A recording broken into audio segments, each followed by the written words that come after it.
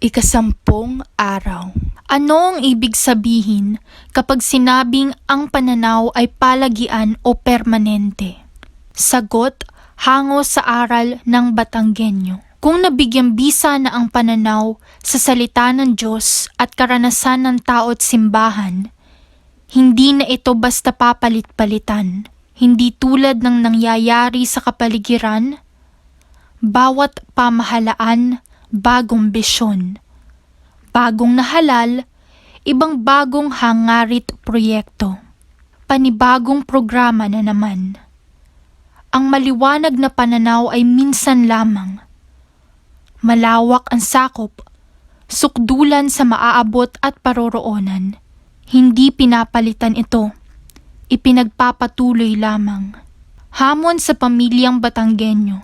Gumawa ng checklist ng mga hakbangin upang maabot ang pananaw.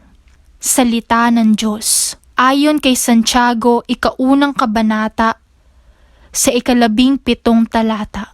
Ang bawat mabuting kaloob at ang bawat sakdal na kaloob ay pawang buhat sa itaas, na bumababa mula sa Ama ng mga ilaw, na walang pagbabago, ni kahit anino man ng pag-iiba. Maikling pagninilay. Ang pananaw ay hindi basta lamang binubuo ng mga salita.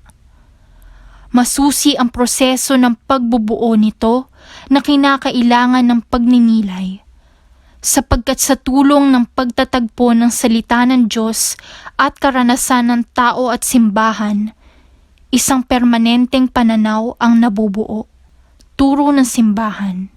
Evangelizers thus take on the smell of the sheep, and the sheep are willing to hear their voice. Panalangin, Poong may kapal, bigyan mo kami ng lakas upang patuloy na ituon ang aming paningin sa iyong kaloob na pananaw para sa amin. Amen.